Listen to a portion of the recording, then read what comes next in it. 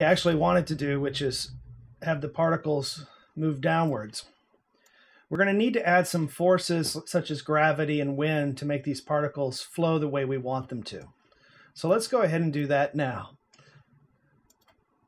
Basically, we go under forces and we're going to add in a few here. So we're going to add in some wind. And I'm going to just turn the wind so that it's pushing out and away from the building and up slightly. I'm going to go ahead and add in gravity. So we want the particles to go down. And I'm going to go ahead and add in some drag. Now the drag is good because the gravity and the push will be good, and then it'll slow it down a little bit over time. So now if we go back to our particle view, we can go ahead and add the force operator here, and we'll tie it to the collision. So when it hits the collision, it'll move down to the second event. And from the force, we'll go ahead and add in these three forces that we just created. So now we can see, as we scroll through here, that the particles are all moving out and away from the building and downward.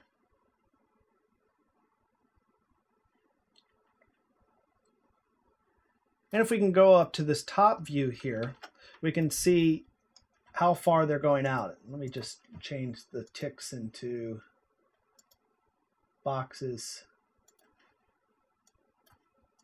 Get a little bit easier to see. So we see that the particles are really flying far away from the building, too far. And the wind is the only force that's actually pushing it in this direction. So we can go in here and just tweak this and to get it the way we want it to be. So if we lower the strength down, we can see that it's pushing the particles back in. And this is the great thing with working with particle flow, is to be able to interactively kind of mess around with these settings, and you can mess with all of them this way. And as long as your scene hasn't gone crazy with the number of particles you're displaying, it's very responsive. So we can see here that this is not pushing as far away, and we can also play with the decay. So let's move this in a little bit farther and then maybe up the strength a little bit. And I'm also going to just add a little bit of turbulence, let's say 1.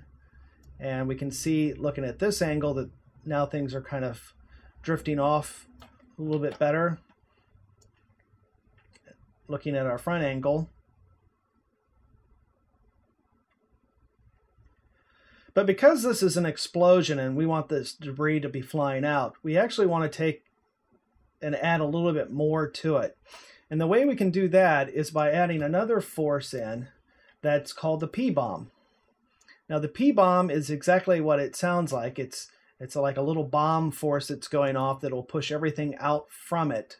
And what we're going to do is we're actually going to move the P-bomb into our swiping object here and link it to it. That way when we scroll this through, the P-bomb will actually move with the object. And I'm going to move the P-bomb just a little bit in front of it because I actually want the glass to blow more this direction towards the camera than away from it. Now, of course, nothing's happening at the moment because we haven't added it to our force. So we'll go ahead and do that. And we can just do a quick add by list. There's the P-bomb, and it's there now. And as we play through it, you'll see that it really isn't going to do anything just yet, except for at frame 30. And that's because the default settings for the P-bomb have that it doesn't actually turn on until 30, and it only lasts for a duration of 1. So let's go ahead and change the start time to 10, and we'll have the duration to 50. And now if we play it through, we'll see that the P-bomb is actually going the entire time. And it's blowing things up too much. We're seeing everything is flying off into space. So we can do a few things to correct that. We do want it to shoot out fast. So what we probably want to do is we want to actually play more with the linear fall off that it has. So if we drag this number down, let's say to about 5 feet, we see that now it's pushing out.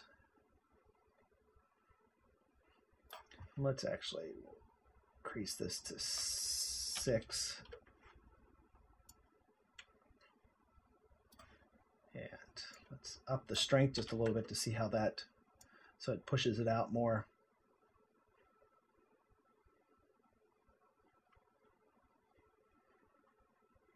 Okay, so now we have the basic forces are working, the collisions are working, and we are ready to move on to actually putting in some glass to see what it really will